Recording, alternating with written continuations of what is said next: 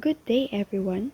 Our topic for today is about enzymology, prepared by Miss Gwyneth Fadera, Miss Abigail Magpantay, and Mr. Gilbert Valdez of MMLS 34. What are enzymes? Enzymes are biological proteins that catalyze biochemical processes without changing the reaction's equilibrium point, being consumed, or modifying their composition. Enzymes catalyze many specific physiologic reactions. These reactions are facilitated by the enzyme structure and several other factors. Here are the 6 enzyme classifications.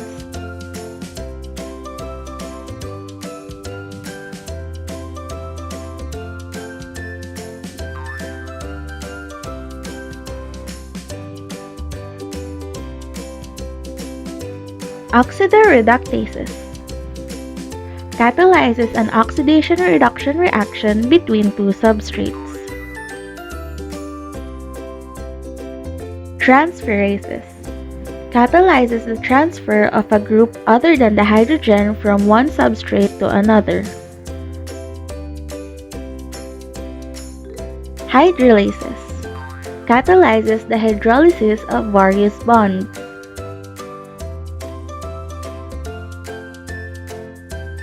Lyases catalyzes the removal of groups from substrates without hydrolysis.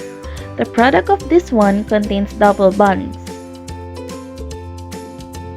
Isomerases catalyzes the interconversion of geometric, optical, or positional isomers. And lastly, ligases catalyzes the joining of two substrate molecules coupled with breaking of the pyrophosphate bond in adenosine triphosphate or similar compound. Factors influence enzymatic reaction. First, substrate concentration, the rate at which an enzymatic reaction proceeds, and whether the forward or reverse reaction occurs depend on the several reaction conditions. One major influence on enzymatic reaction is substrate concentration.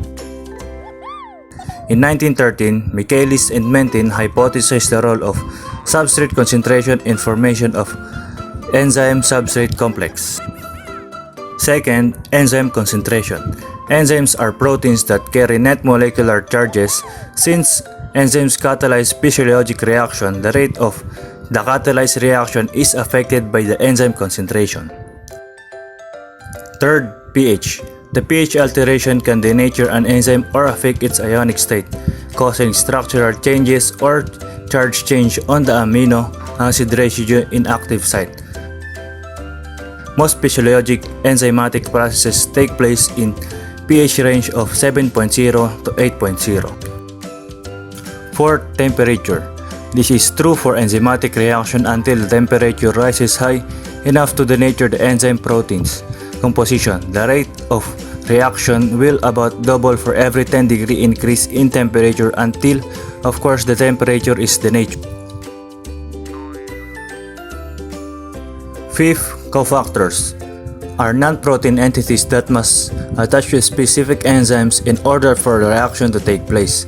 Common activators are metallic like calcium, ferrous ion, magnesium ion, manganese ion, zinc ion, and potassium, as well as non-metallic like bromine and chlorine. 6. Inhibitor. Enzymatic processes may not proceed normally if certain substance such as inhibitor is present.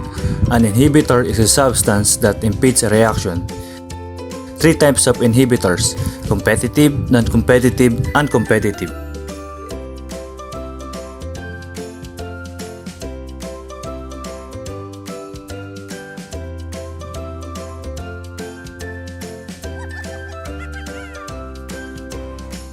Enzymes of clinical significance.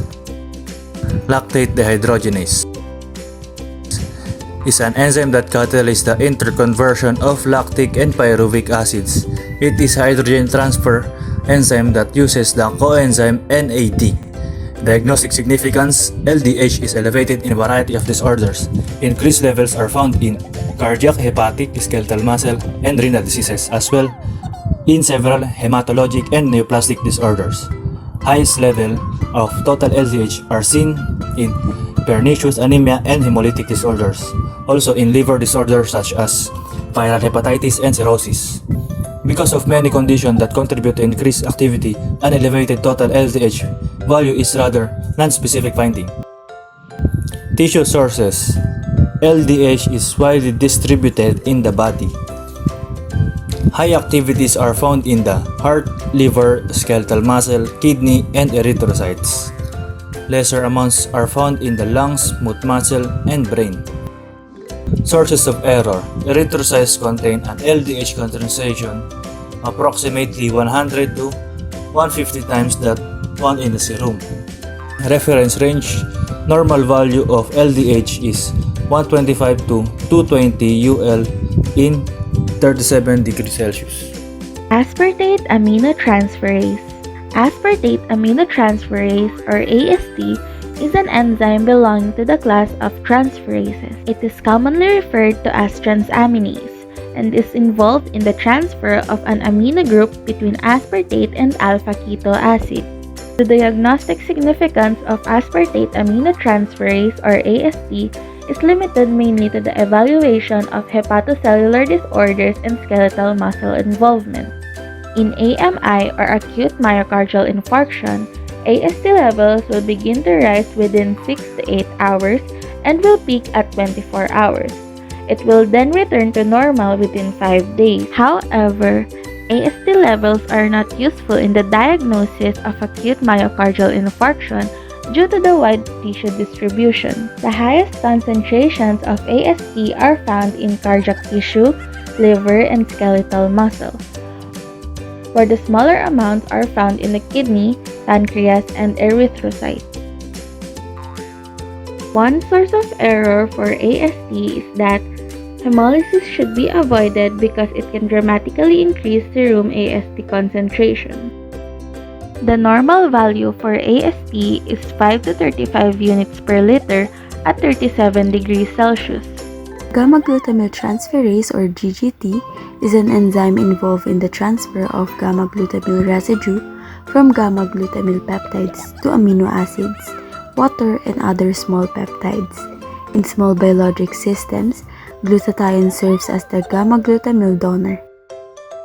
In diagnostic significance, in the liver, GGT is located in the canaliculi of the hepatic cells and particularly in the epithelial cells lining the biliary ductus. Because of these locations, GGT is elevated in virtually all hepatobiliary disorders, making it one of the most sensitive of enzymes assays in this condition. Higher elevation are generally observed in biliary tract obstruction. Within the hepatic parenchyma, GGT exists to a large extent in the smooth endoplasmic reticulum and is, therefore, subject to hepatic microsomal induction. Therefore, GGT levels will be increased in patients receiving enzyme-inducing drugs such as warfarin, phenobarbital, and phenytoin.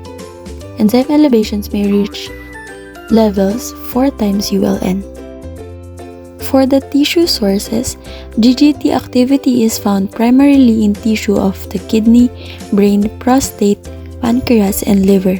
Clinical applications of assays, however, are confined mainly to evaluation of liver and biliary system disorder. For the sources of error, GGT activity is stable with no loss of activity for 1 week at 4 degrees Celsius. Hemolysis does not interfere with GGT levels because the enzyme is lacking in erythrocyte. For the reference range, normal value for GGT, or gamma-glutamyl transferase, for male is 6 to 55 units per liter and for female 5 to 38 units per liter in 37 degrees Celsius or room temperature.